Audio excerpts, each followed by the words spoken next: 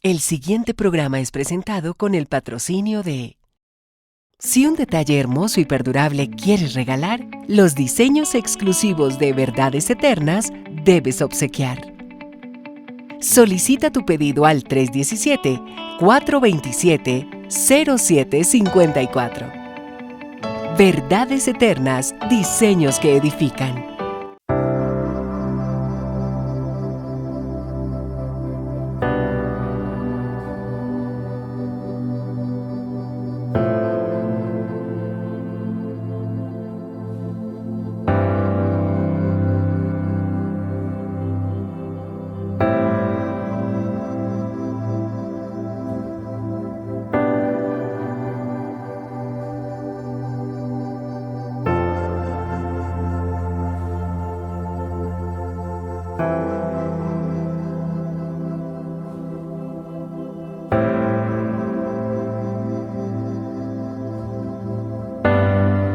Verdades eternas con Humberto Canción.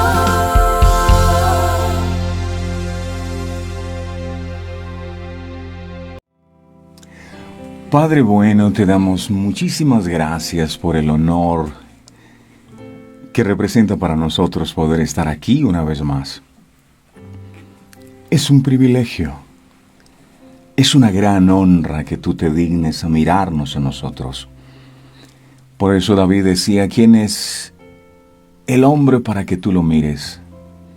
Y el Hijo del Hombre para que tengas memoria de él. Y lo mismo decimos nosotros, ¿quiénes somos nosotros para que el Dios Todopoderoso, Creador de los cielos y de la tierra, se fije en nosotros? Para que el Dios poderoso, Creador de los cielos y de la tierra, incline su oído y abra sus ojos a la oración que hacemos en este lugar. Es solo tu gracia, es solo tu amor, es solo tu misericordia, porque ninguno de los que estamos aquí hizo méritos para poder recibir ese beneficio, porque desde tu palabra es que no es por obras para que nadie se gloríe, es por gracia. Y ha sido tu gracia la que se ha derramado sobre nosotros, y eso es algo que valoramos inmensamente.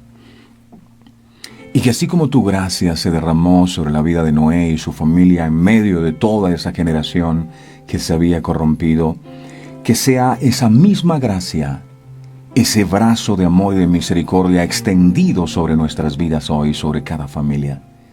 Muchas gracias por tanto amor, por tomarte el tiempo para hablarnos y para instruirnos en tu palabra cada mañana. Muchas gracias. Gracias, amado Dios. Es un honor, es un privilegio. Muchas veces hemos dicho, ¿y dónde está Dios?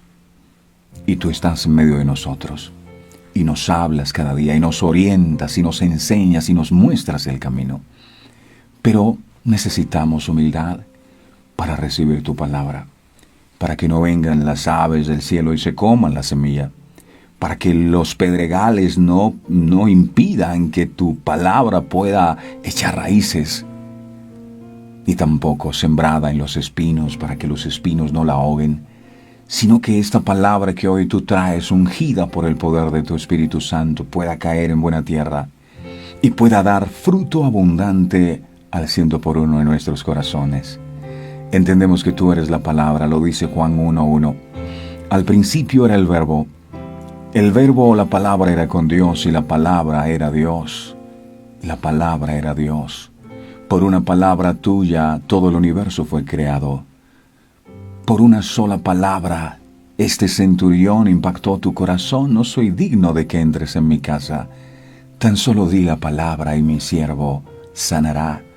Y hoy te decimos, Señor, nosotros no somos dignos de que tú entres en nuestra casa, pero di la palabra y nosotros la recibiremos.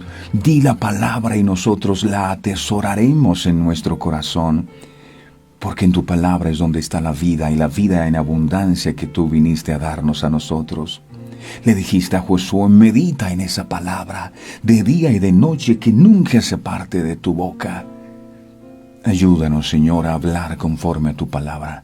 Ayúdanos a meditar en nuestro corazón conforme a tu palabra. Que lo que nosotros hablemos y pensemos pueda estar conforme a tu voluntad, amado.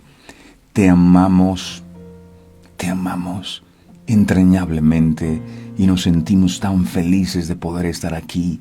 Este es un tiempo que disfrutamos, esto no es algo que nos toca, algo que tenemos que hacer, es algo que nos nace y eres tú, Espíritu Santo, el que colocas en nosotros el querer como el hacer. Muchas gracias. Eres bienvenido a este lugar, tú conoces las luchas que cada uno de nosotros, tus hijos, tenemos.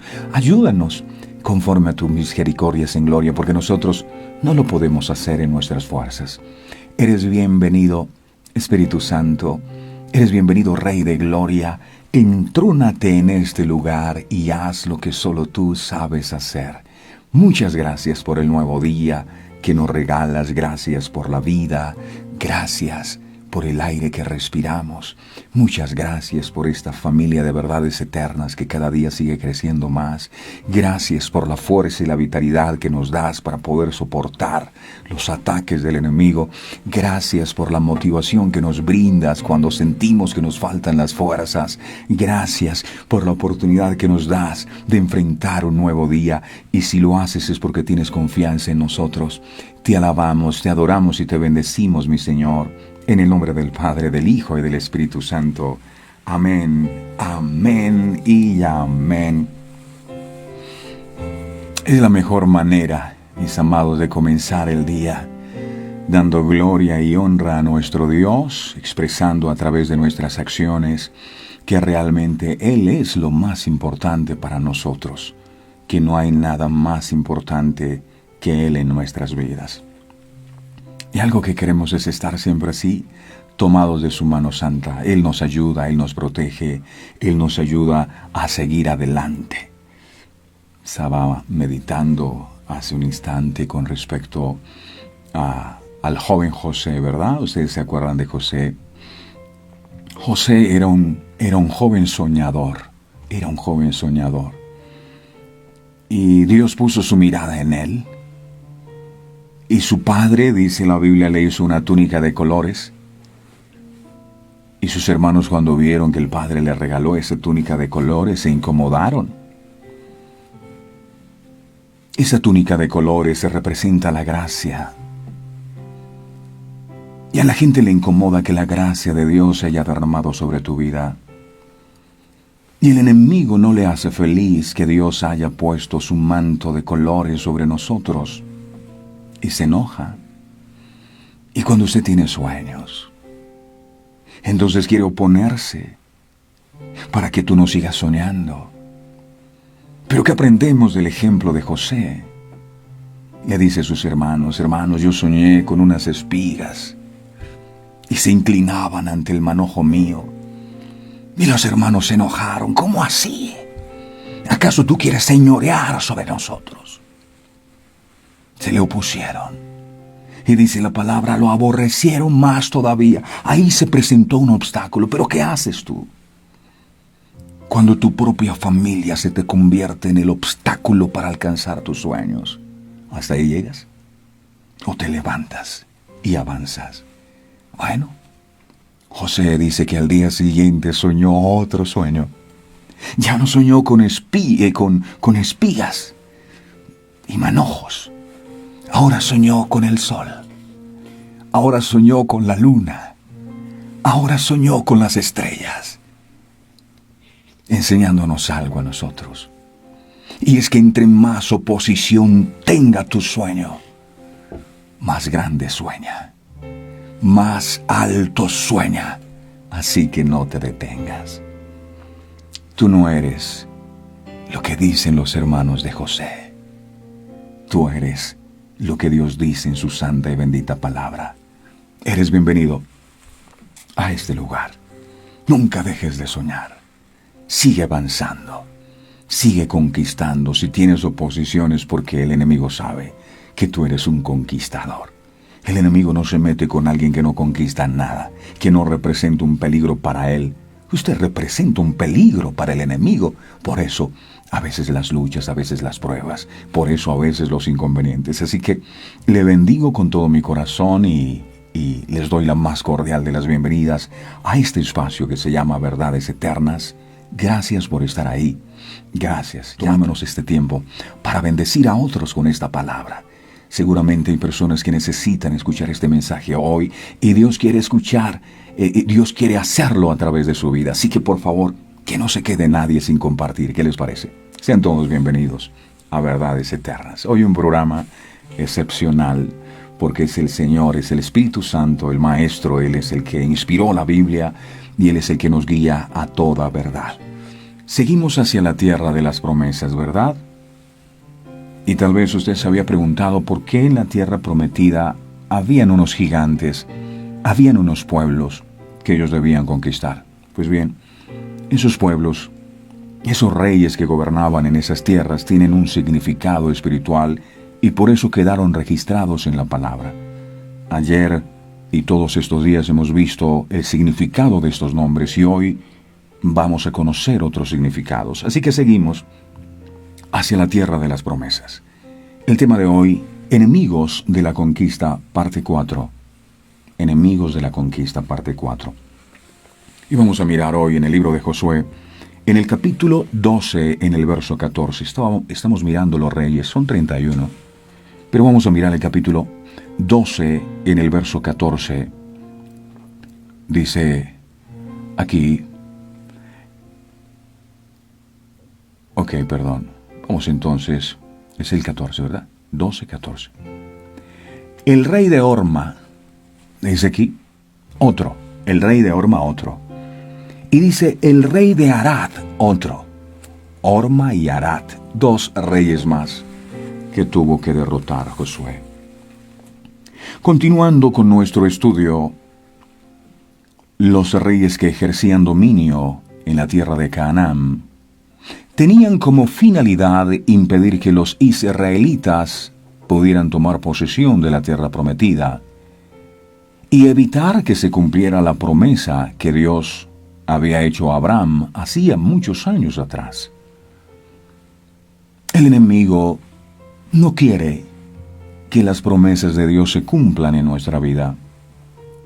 Por eso se interpone usando todo tipo de artimañas con las que trata de impedir que usted y yo podamos alcanzar esas promesas de Dios.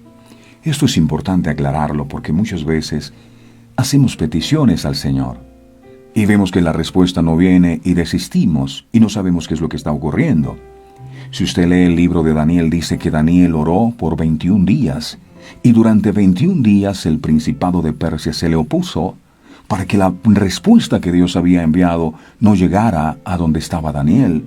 Y la pregunta que uno se hace es, ¿qué hubiese pasado si Daniel se rinde en la oración al día número 15 o al día número 20? No, 21 días. Hay oposición en el reino espiritual porque el enemigo no quiere que usted reciba las bendiciones que Dios quiere entregarle.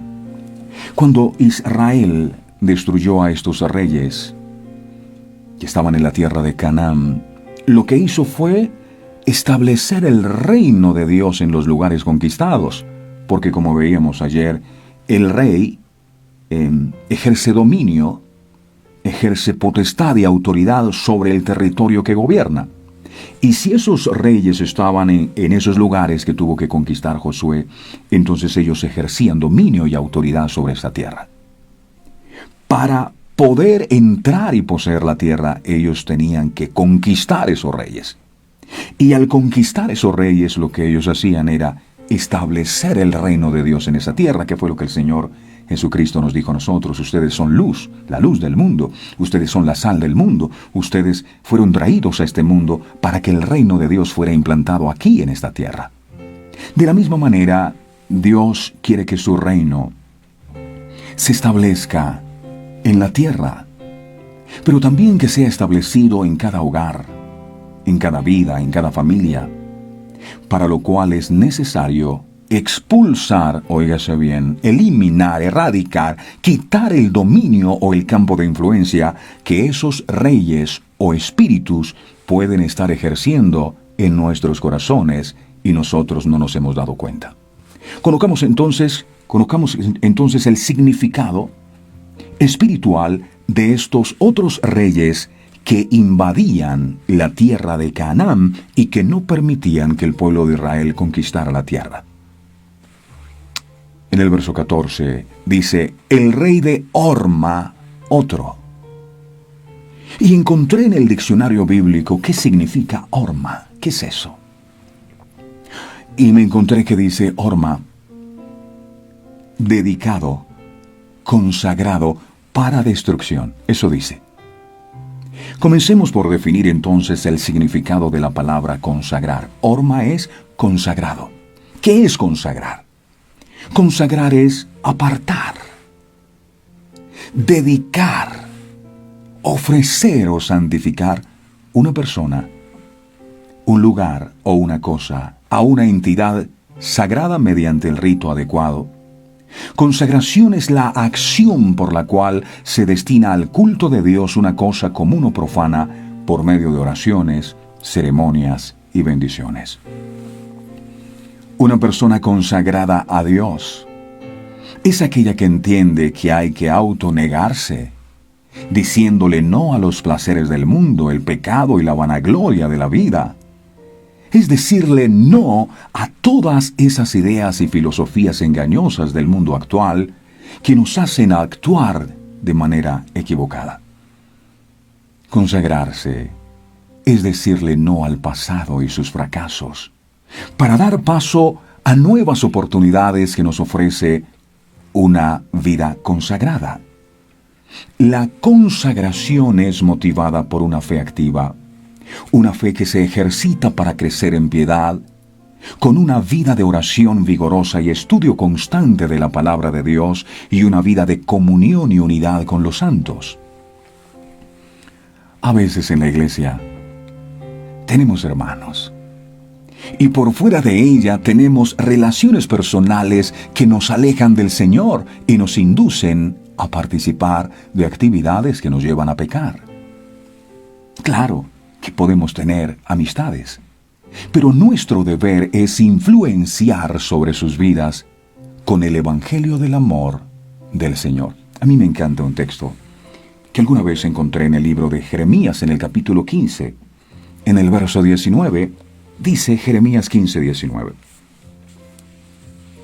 Dice aquí, por tanto, así dijo Jehová, si te convirtieres, yo te restauraré, y delante de mí estarás, y si entresacares lo precioso de lo vil, serás como mi boca. Y dice al final del texto, conviértanse ellos a ti, y tú no te conviertas a ellos. Que se conviertan ellos a ti, mas tú no te conviertas a ellos.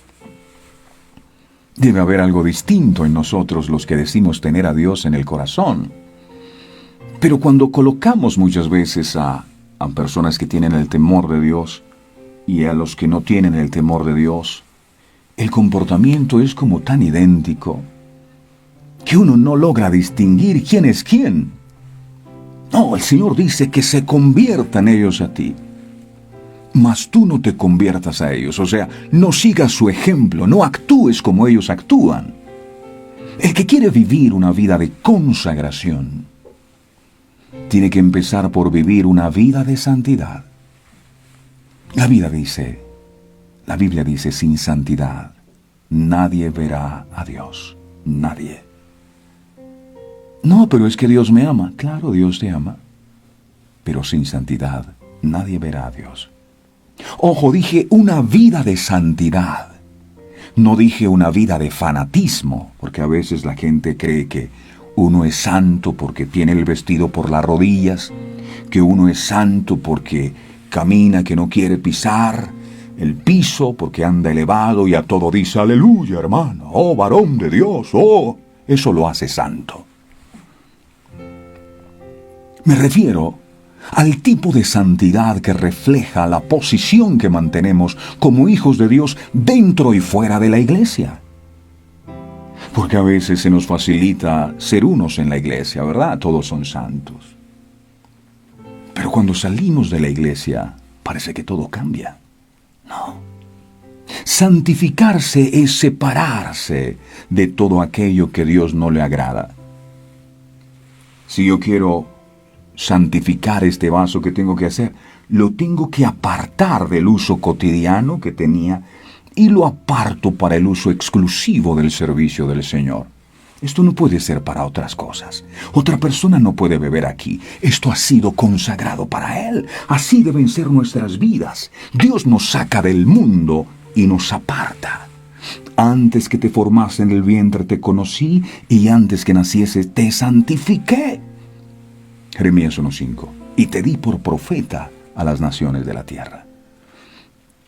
Al venir Cristo a morir en la cruz del Calvario a este mundo, con su muerte lo que hizo fue santificarnos, apartarnos. Ahora son míos, ya no le pertenecen a Satanás, ya no le pertenecen al mundo. Eso es consagración. Consagración. Ser cada día más como el Señor, siendo ofrenda ante su altar, dándole lo mejor a Dios, lo mejor de nuestros talentos, de nuestras habilidades. La mujer del perfume de alabastro dice que ella tomó ese perfume y lo rompió y lo derramó todo a los pies de Cristo. A veces uno quiere tener una relación con Cristo, pero solo le da una untadita, ¿no? Un poquito del perfume. No, Dios no quiere tu 99.9%, Él quiere tu 100%. Somos de Él, le pertenecemos a Él. Él nos dio la vida. Y cuando fallamos y pecamos, Él nos volvió a rescatar a precio de su propia sangre. Somos doblemente de Él. Le pertenecemos a Él. Debemos consagrarnos a Él. La consagración es servicio continuo que debe ser nuestro culto racional. Si nuestros pensamientos son consagrados a Dios, nuestras acciones también lo serán. Dios nos creó a todos con la capacidad de poder vivir vidas consagradas. Porque todo lo podemos en Cristo que nos fortalece, dice la palabra. Romanos 12, verso 1. Dice Romanos 12, verso 1.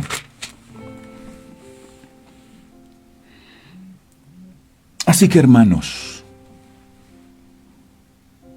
os ruego por las misericordias de Dios, que presentéis vuestros cuerpos en sacrificio vivo, santo, agradable a Dios, que es vuestro culto racional. Ahí lo dice.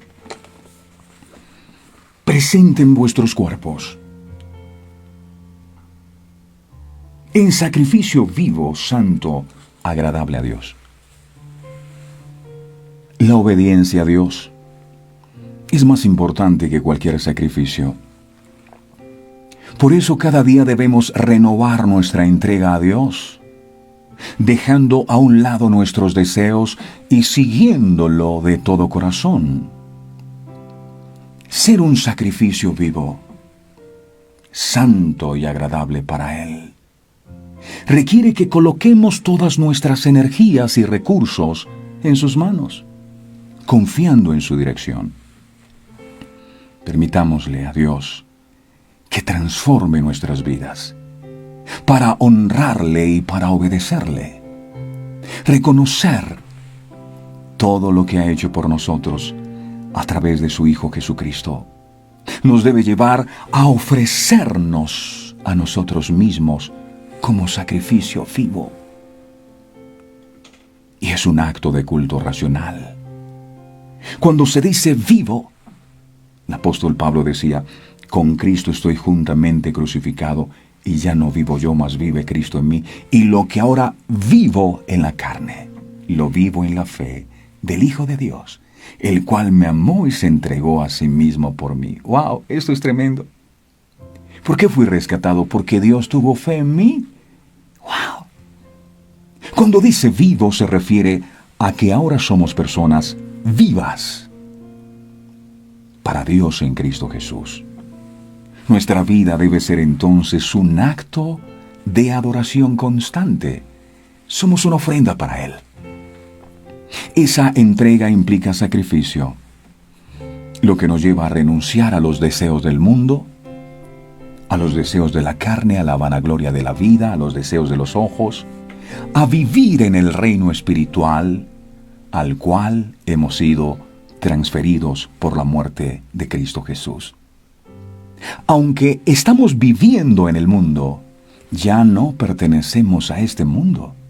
No debemos ofrecer sacrificios a Dios como lo hacían los judíos en el Antiguo Testamento, que ellos cogían un cordero y lo sacrificaban y ya, eso es algo externo. Estamos hablando de circuncidar el corazón, de entregar no un cordero como sacrificio, sino entregar nuestra propia vida en sacrificio a Él todos los días. Hoy me levanté, Señor, a ofrecerte mi vida, que pueda ser para ti una ofrenda de olor grato. Debemos ofrecer todo lo que somos como sacrificio vivo, como una ofrenda viva al Creador. Lo bueno de los sacrificios era que para que pudiera existir un sacrificio se requería la muerte. No, usted no podía llevar una oveja viva y traerla viva, no, tenías que morir. Y a veces tenemos que morir a muchas cosas para poder ser una ofrenda para Dios. Sin muerte no hay sacrificio. Sin muerte no hay ofrenda. Y hay muchas cosas a las que permanentemente tenemos que morir. Nuestras vidas deben ser una ofrenda agradable al Señor. No una ofrenda para el enemigo. Eso significa este rey Orma, consagrado. El enemigo quiere que seamos consagrados a Él, no señores, sino consagrados a Dios. En la consagración no hay término medio. O nos consagramos a Dios, o seguimos consagrados al enemigo. O somos soldados de Cristo o esclavos de Satanás. No hay término medio. Yo creo que miremos algo que sucedió en el libro de Primera de Reyes, capítulo 18, verso 21. Mire lo que ocurrió aquí. Les voy a hablar un poco rápidamente qué era lo que estaba sucediendo. Israel, el pueblo de Dios, bajo el mandato del rey Acab y su esposa Jezabel, llevaron al pueblo de Dios a la idolatría. Allá adoraban a Baal, un muñeco al que le sacrificaban incluso seres humanos, una estatua. Y el pueblo entró en apostasía, o sea, dejaron la fe en el Dios verdadero y empezaron a poner su fe en las estatuas. Y esto enojó en gran manera el corazón de Dios, por lo cual dice la palabra que no llovía sobre la tierra 3 años y 6 meses. Hubo hambre en la tierra. Hasta que Dios le dice al profeta Elías, ve y habla con Acab. No era fácil enfrentar a Acab, porque Acab andaba buscando a Elías para matarlo. Pero Elías llega a la ciudad y se enfrenta en el nombre del Dios Todopoderoso, y reúne a los 450 profetas de Baal y a los 400 de esta diosa Astoret, y lo reunió en la plaza central, por decir algo, en la plaza de Bolívar, aquí en Bogotá, y lo reunió a todos. Y les hizo la siguiente pregunta. Primera de Reyes 18, 21. Mira lo que dice. Primera de Reyes 18, 21. Dice, y acercándose Elías a todo el pueblo, dijo, ¿hasta cuándo claudicaréis vosotros entre dos pensamientos?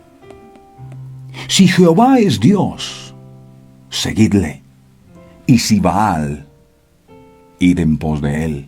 Y el pueblo, dice la Biblia, no respondió palabra, se quedaron callados. Cuando Elías pidió a los israelitas para hacer una elección entre el Señor y Baal y su estatua de yeso, el silencio parecía hablar por sí mismo. Eligieron decir nada. Pero cuando no dijeron nada, solo revelaron los pensamientos y las intenciones de sus corazones. Ellos no querían tomar una decisión. ¿Pero por qué necesitaban tomar una decisión? ¿O ustedes son de Dios? Si son de Dios, síganle. Y si son de las estatuas o los yesos o los ídolos, entonces síganles a ellos. Pero hagan algo, defínanse. Ellos deberían tomar una decisión, porque a ellos les gustaba vivir de aquella manera mundana. A la gente le gusta aquella libertad que era falsa. Claro, es mejor un Dios de yeso que tiene ojos pero no habla, que tiene oídos pero no te oye, que tiene pies y no camina. Es mejor un Dios de estos. ¿Por qué? Porque esto no me dice nada. Yo hago lo que me dé mi gana y Él no dice nada. Yo me emparrando y Él no me confronta. Yo hago cosas incorrectas y Él no me llama la atención porque Él no habla, no tiene vida. Pero si te vas a relacionar con un Dios vivo, entonces vas a entender que a Él no lo puedes engañar. Es mejor estos dioses que yo puedo meter en mi billetera y los acomodo a mi estilo y a mi manera y hago lo que me da la gana. Tanto hombres como mujeres han demostrado a lo largo de la historia que es mucho más fácil y divertido seguir a los deseos del corazón que a la voluntad de Dios. Tenían miedo de dar una opinión. Bueno, ¿ustedes de quién son? ¿De Baal o de Dios? Defínanse. Acab, que había llamado a una reunión pública, estaba de pie junto al profeta Elías, cuando él llamó a elegir entre los falsos dioses y el único Dios verdadero. Su silencio era previsible. Nadie dijo nada. Aunque ellos estuvieran dispuestos a adorar y servir solo al Señor Dios, requerían un gran valor y fuertes convicciones para pronunciarse a favor del verdadero Dios. No es de extrañar que leamos que el pueblo no le contestó, se quedaron callados. Todos nosotros hoy miramos con atención también lo que pasó con los hijos de Israel, de generación en generación. La rapidez con que se apartaron de la voluntad de Dios y comenzaron a adorar ídolos. La facilidad con que parecen haber olvidado todo lo que Dios había hecho por ellos en el desierto. Aún con el pasar de los siglos, a la pregunta formulada por Elías, todavía resuena con la misma fuerza que sonó en el Monte Carmelo. Dios pregunta hoy: ¿cuánto tiempo, iglesia, claudicaréis entre dos pensamientos? ¿Cuánto tiempo? ¿Usted está confundido y no sabe qué responder tampoco? Un creyente indeciso o con una mente dividida está por lo general con un pie puesto en el sistema mundano en que vivimos y el otro pie de una manera muy tentadora en el reino de Dios, un pie aquí y un pie allá. Los creyentes que tienen una mente dividida aún no han tomado la decisión de seguir a Jesús por completo. Hay cristianos que actúan como los hijos de Israel en el Monte Carmelo. Cuando se les pregunta que si a quién quieren servir, si a los ídolos o a Dios. Cuando esto sucede, el silencio es total. El silencio lo dice todo. La decisión es nuestra en este día. Nadie la puede hacer por nosotros. De nuestra propia voluntad debemos escoger a quién vamos a servir, si a los muñecos a los que usted le pone vela en su casa, a los que besa cuando sube a Monserrate, o al Dios que creó los cielos y la tierra, que le dio la vida. En Josué capítulo 24, en el verso 15, dice la palabra, Josué capítulo 24,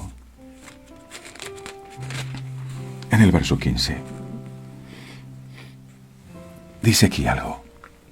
Esto lo expresó Josué, hablándole al pueblo. Le dijo Josué: y si mal os pareciere servir a Jehová, escogeos hoy, no es mañana, no es el próximo año, escogeos hoy a quién sirváis. Si a los dioses a quienes sirvieron vuestros padres cuando estuvieron al otro lado del río, o a los dioses de los amorreos en cuya tierra habitáis, pero yo y mi casa serviremos a Jehová. En medio de Israel se levantó una generación que replicó la idolatría que sus antepasados habían practicado. Israel expuso a sus enemigos cuando empezó a imitar su ejemplo, pero le tocó tomar una decisión de sacarlos. Ellos sacaron a sus enemigos de sus territorios pero no se encargaron de expulsar las costumbres de esos pueblos que quedaron arraigadas en sus corazones. Lo mismo pasa en la actualidad. Mucha gente, tú le preguntas que si aman a Dios y dicen yo amo a Dios y hacen rezos y hacen oraciones, pero les cuesta desprenderse de las imágenes. Ahí tienen los cuadros en la pared. Les cuesta desprenderse de las esculturas y los ídolos que su religión y sus antepasados adoraron. Es por eso que Josué tiene que exhortarlos. Les dice, yo no sé ustedes a quiénes van a servir, pero yo y mi casa serviremos al Dios de Abraham, al Dios de Isaac, al Dios de Jacob. Lo decíamos ayer, ese cuadro en la pared no tiene poder para darle vida ni para solucionar nada. Si ocurre un milagro es porque detrás de eso hay un demonio. El que tiene poder se llama Dios. Un yeso no tiene poder. Ahí uno va a veces a almacenes y ahí ve los yesos colgados y pegados porque ellos ponen la confianza en eso. Nosotros no debemos ser como lo que el mundo es o como lo que el mundo hace. Nosotros somos hijos de Dios y debemos adorarlo solo a Él. Esas costumbres de idolatría que trajeron en la conquista se han venido replicando en nuestra tierra de generación en generación. Aquí antes los indios adoraban al sol, a la luna. Y llegan los españoles y traen sus poco de ídolos. Y la gente termina adorándolos sin ni siquiera revisar si eso está escrito en la palabra. No siempre es bueno servir a los dioses que nuestros padres nos enseñaron a servir y adorar. No siempre la enseñanza que recibimos en casa es la correcta. Nuestros padres pudieron haber estado equivocados si esa enseñanza no está fundamentada en las Sagradas Escrituras. En la vida de Josué, el sucesor de Moisés, llegó el día en que tuvo que tomar una decisión familiar. El pueblo por mucho tiempo había sido enseñado a adorar al único y verdadero Dios y también se le había enseñado la forma correcta de hacerlo, con la ayuda de las leyes que Dios había ordenado por medio de Moisés. Sin embargo, a pesar de todo, el pueblo había decidido fornicar espiritualmente con la adoración. Eso se llama fornicar. Es como la señora que tiene su marido. Ella ama a su marido, pero se da cuenta que su marido viene todos los días y se le mete a la vecina. Come donde la vecina, se la pasa chateando con la vecina, pasa hablando con la vecina. ¿Usted qué va a decir? Usted va a decir, mi marido me está siendo infiel, ¿cierto que sí? Hace la siesta donde la vecina y no viene a su casa. Eso pasa con Dios. Cuando usted quita la mirada de Dios y la pone en un yeso, está haciendo lo mismo, está fornicando espiritualmente, está centrando su atención y su adoración en un muñeco hecho por un hombre antes que en Dios. Eso es tremendo. Ellos decidieron fornicar espiritualmente con la adoración y la adaptación de dioses falsos de madera, de yeso, de metal y de toda clase de materiales. Josué les recuerda que eso era ir en contra de Dios, pues al hacer lo contrario a lo que Dios pide, el ser humano se vuelve enemigo de Dios. Y por esta razón, Josué enfrenta al pueblo a la misma vez que les comunica su decisión como líder de familia.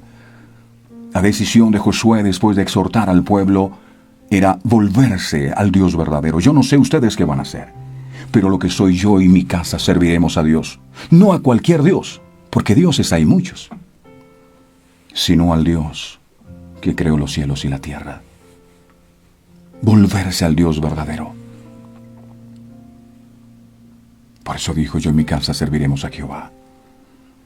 Muchas veces los líderes se enfocan en la vida de los demás, tanto que olvidan que su primera responsabilidad es liderar bien su casa, liderar bien su familia.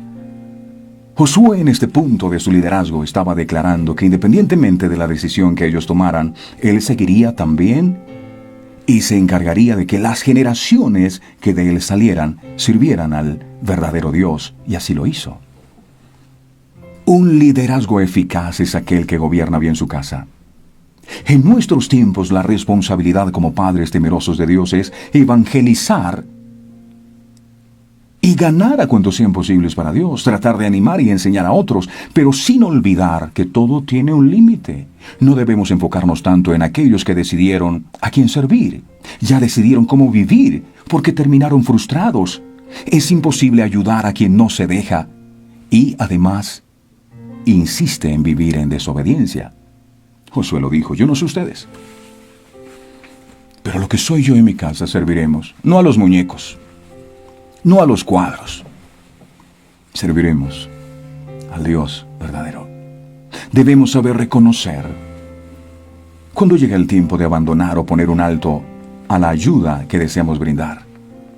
De otro modo, correremos el riesgo de fracasar como líderes de grupo o, lo que es peor, fracasaremos como líderes familiares.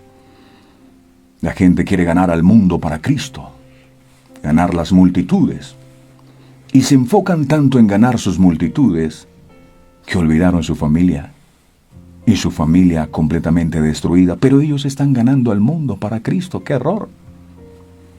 No es el ministerio el que sostiene la familia, es la familia la que sostiene el ministerio.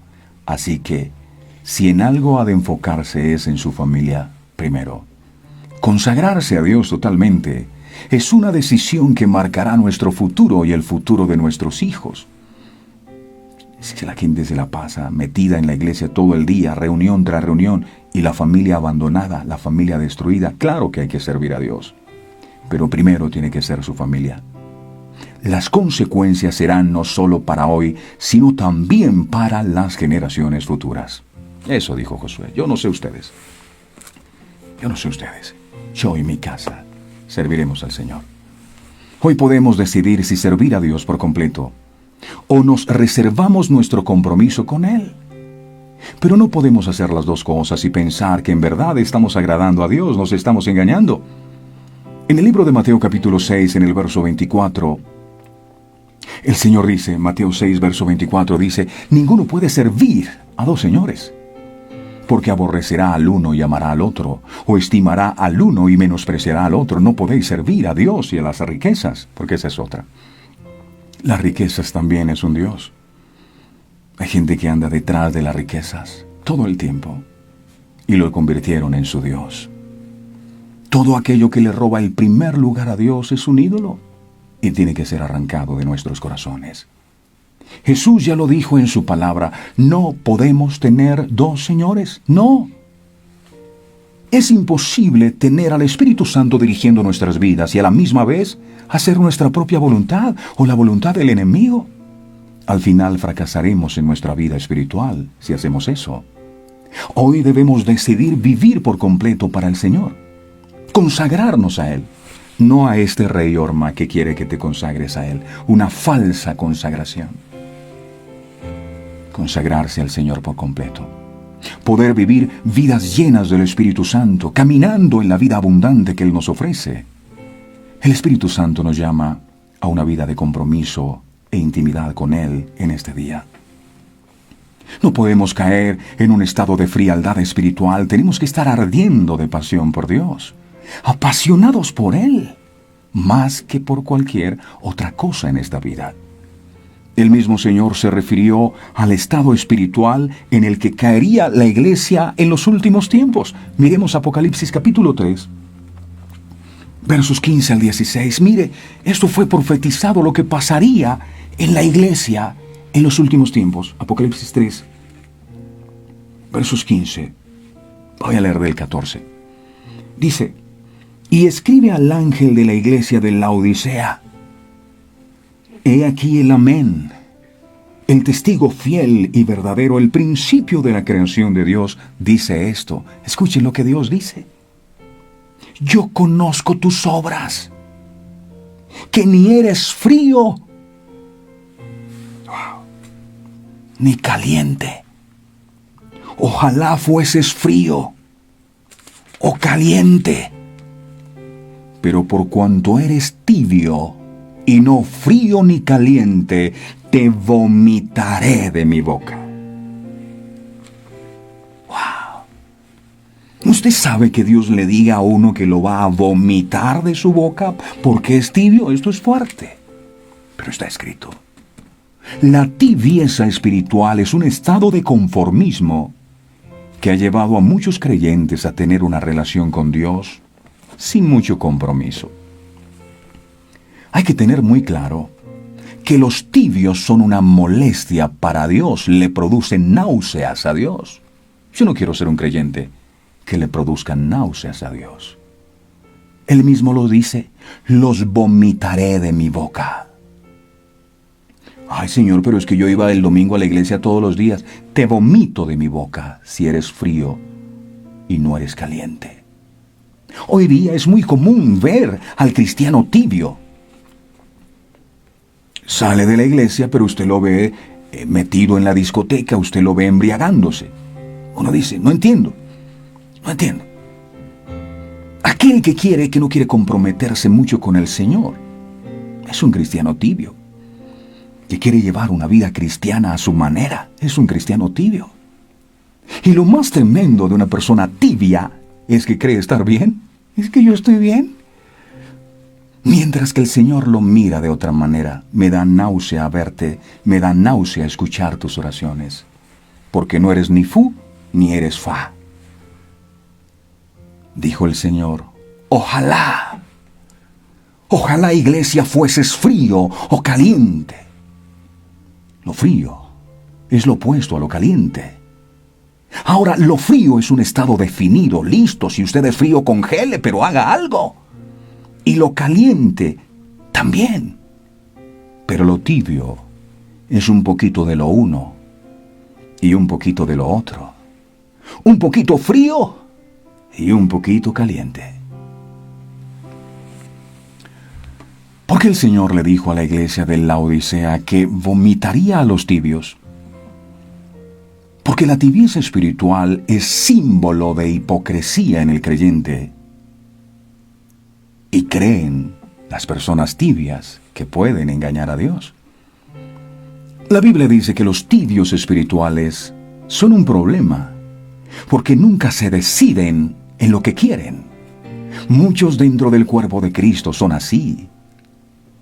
Ahora el tibio espiritual tiene dos personalidades. Uno es en la iglesia y otro fuera de ella.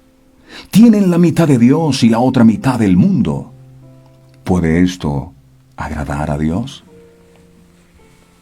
El Espíritu Santo conoce nuestra condición espiritual. Él sabe lo que usted hace en lo secreto. No lo podemos engañar. Oremos para que hoy podamos tomar la decisión más grande de nuestras vidas, el poder servir y amar a Dios con todo nuestro ser. Que Él pueda ser lo más importante en nuestro corazón. No podemos seguir estando con un pie en la iglesia y con otro pie en el egoísmo, en la maldad, en el enojo, en el chisme, en la crítica, en la infidelidad, en la murmuración. Satanás quiere que le rindamos culto a él. A eso estaba haciendo Orma. Él gobernaba ahí. Que le rindamos culto a él. Que nos sometamos a su señorío y voluntad. Y esto es algo que debemos erradicar de nuestros corazones. Yo rindo culto al diablo cuando vivo para satisfacer sus caprichos y obedecer sus órdenes. Cuando mi voluntad está por encima de la voluntad de Dios y cuando me dejo doblegar por mis propias pasiones. Otro de los reyes que Israel tuvo que destruir para poder tomar posesión de la tierra prometida fue Arad. Arad. El significado espiritual de Arad es asno salvaje o montés. Trate de domar a un caballo salvaje, a un asno salvaje. Eso es complicado. Este espíritu, Arad, asno salvaje o montés, tiene que ver con la terquedad, la rebeldía y la obstinación. La terquedad es ese mantenimiento excesivamente firme en las ideas, intenciones, opiniones y formas de actuar que generalmente resultan ser desaciertos, equivocaciones, pero así sean erróneos, no se cede. Siendo una actitud de la persona con consecuencias malas y viendo lo que pasa, no considera, no da su brazo a torcer, no reconoce o no tiene en cuenta otra posibilidad. Es esa tenacidad excesiva que termina traspasando los límites de la obstinación.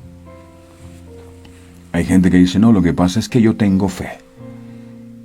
Esa es la persona que yo quiero para mi vida, y empiezan a pedirle a Dios y le tuercen el brazo a Dios. Ya eso deja de ser fe y se convierte en obstinación. Salmos capítulo 32, verso 9. Dice lo siguiente. Salmos 32, verso 9. 32, verso 9. Dice la palabra. No seáis, aquí lo dice, no seáis como el caballo o como el mulo sin entendimiento, que han de ser sujetados con cabresto o con freno, porque si no, no se acercan a ti obligados. Tercos. En lo que se refiere a seguir los mandamientos de Dios, no debemos ser tercos. A la gente le están predicando todos los días y son tercos. No quieren oír. Es un espíritu que se llama arat, terquedad. Usted tiene que expulsar ese espíritu. Hay gente tan terca, Dios mío. No escuchan razones. Es lo que ellos digan y punto. Tercos. Hay un demonio en su vida. No debemos ser tercos, obstinados o intratables. No debemos girar nuestra cabeza y endurecer la cerviz. Debemos aprender a ceder y ser flexibles en sus manos. No desearíamos que Dios utilice el cabresto o el freno con nosotros. A veces cuando Dios nos frena porque estamos muy desbocados, uno dice, Señor, no me frenes así. Pero es por la terquedad. La terquedad hace la vida difícil. Al terco le pasa lo mismo que al de las excusas. Siempre busca fuera de sí lo que debe solucionar dentro de su corazón. El terco siempre tendrá un argumento o una justificación, según él, válida para no cambiar de rumbo. Así se estrelle muchas veces, dirá que así era, pero nunca reconoce que se equivocó. Es un demonio que controla a esta persona. Un testarudo no es una persona con un fuerte carácter, como se le suele definir. Son individuos con una voluntad de hierro, pero sustentada en pensamientos rígidos. Por su actitud egocéntrica, porque todo gira en torno a él, les cuesta escuchar y dialogar, ya que no admiten que nadie pueda cuestionar sus criterios. Por eso, cuando alguien quiere indicarle otra forma de ver las cosas, se muestran susceptibles, se enojan, incluso se irritan. Un testarudo reconoce sus límites, pero no le hace ninguna gracia que nadie venga a recordárselos. Por eso se siente muy vulnerable y cree que en cualquier momento puede ser señalado por el prójimo, de manera que discuten por cualquier cosa antes de que otro haya abierto su boca.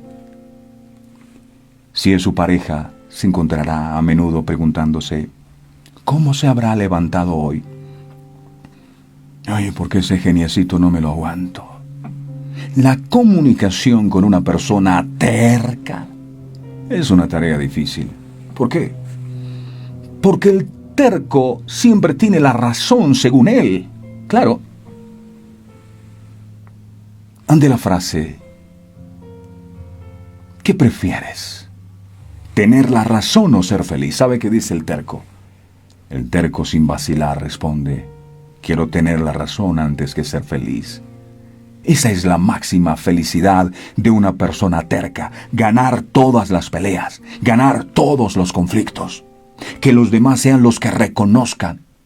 Él o ella nunca reconoce nada, terco. Es un espíritu que lo controla. La persona influenciada por un espíritu de terquedad siempre pedirá razones de peso para convencerle y cambiar de criterio. Pero es una tarea imposible porque no está dispuesto a cambiar de opinión.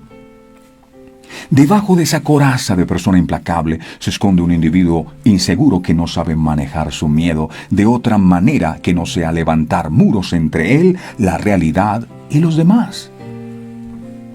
La persona terca prefiere pasar por arrogante a que lo vean vulnerable, porque eso significa mostrar debilidad. Tengo que mostrarme fuerte. La vida para un testarudo es una lucha permanente con los demás y consigo mismo, porque suele aplicar sus esquemas rígidos en su propia vida. Como este tipo de personas no escuchan, ellos no aprenden, tampoco entienden, y tienden a repetir una y otra vez el mismo patrón de comportamiento siempre. Terco. Aquí está. Arad. La persona de fe confía en Dios. La persona obstinada en sí misma. Termino con esto. No existe mayor equivocación que la de aquel que cree que siempre tiene la razón. Lo voy a repetir. Está bueno y hoy estoy de promoción. No existe mayor equivocación que la de aquel que cree que siempre tiene la razón. Somos seres humanos y también nos equivocamos. Estos espíritus, Orma y Arad, hoy han sido revelados. Dios los ha sacado a la luz para que nosotros tomemos la decisión de también erradicarlos y expulsarlos de nuestra vida. Estamos hablando de poder llegar a la meta, al premio del supremo llamamiento, que es la salvación eterna. Poder ingresar a esa Jerusalén celestial, a esa tierra prometida, a la vida en el Espíritu, a la vida de fe. Pero si estos reyes siguen gobernando y señoreando en nuestros corazones todavía, entonces será imposible que podamos hacerlo. El Señor les entregó la tierra, pero ellos deberían conquistarla. A veces decimos, Señor, es mejor que lo hagas tú, pero Dios dice, esta es una decisión que debes tomar tú, porque el que tomaste la decisión de permitir a esos espíritus en tu vida fuiste tú. La única manera para poder quitarles el derecho legal que le diste es renunciando a ellos, rompiendo todo pacto y toda alianza que hiciste con ellos en el momento mismo que los aceptaste en tu corazón como parte de tu personalidad. Gracias, amado, por haber revelado espiritualmente lo que está pasando con nosotros. Hay tantas cosas en medio de nuestras vidas que tienen que ser desarraigadas, oh Dios. Pero si tú no vienes con tu luz y nos alumbra, es imposible que podamos reconocer qué es lo que nos está impidiendo poder tener una mejor comunión contigo y poder entrar a esa tierra de las promesas. Hoy hablamos de este espíritu llamado Orma, consagrado. El enemigo quiere que estemos consagrados a él. El enemigo quiere que nosotros hagamos nuestra propia voluntad y no la tuya. Pero hoy nos has enseñado a través de tu santa y bendita palabra que debemos estar consagrados a ti. Que no debemos estar caminando en dos aguas. Porque a los tibios tú los vomitas de tu boca y yo no quiero ser de los tibios. Quiero arder de pasión por ti, mi Señor. Quiero vivir para ti. Hoy te pido con todo mi corazón que si en mi vida hay cosas, pensamientos, actitudes que se han convertido en ídolos para mí, que tú los arranques por completo de mi corazón. Échalos fuera. Si es el pecado, si son actitudes, si son comportamientos, si son maneras de actuar, hoy te las entrego. Hoy que se rompa ese pacto y esa alianza con Orma en el nombre poderoso de Jesús. Soy un sacrificio vivo para ti. Soy una ofrenda grata para ti. Viviré para ti. Te serviré a ti. Gracias, amado Dios, por hacernos entender que nos encontrábamos con un pie en las cosas del reino y con otro pie en las cosas de este mundo. Yo te pido perdón porque aún en medio de esta generación la gente no encontraba ninguna diferencia entre mi persona que decía tener a Dios en su corazón y los que no tenían a Dios. Ayúdanos a entender que somos portadores de tu presencia y de tu gloria, y que donde nosotros vayamos la gente pueda mirar en nosotros la presencia tuya. Ayúdanos a ser ejemplo y testimonio donde quiera que nosotros vayamos, en nuestra familia. Ser testimonio en el empleo, en el lugar donde laboramos, para que ellos se conviertan a nosotros, para que ellos se vuelvan a ti y no nosotros imitando su ejemplo y su estilo de vida. Ayúdanos, amado Dios, a desarraigar de nuestro corazón a este espíritu de nombre Arad, que es un asno salvaje, que tiene que ver con la terquedad, y a veces he sido terco. Tú me has estado hablando que deje el pecado y he seguido insistiendo por ese camino.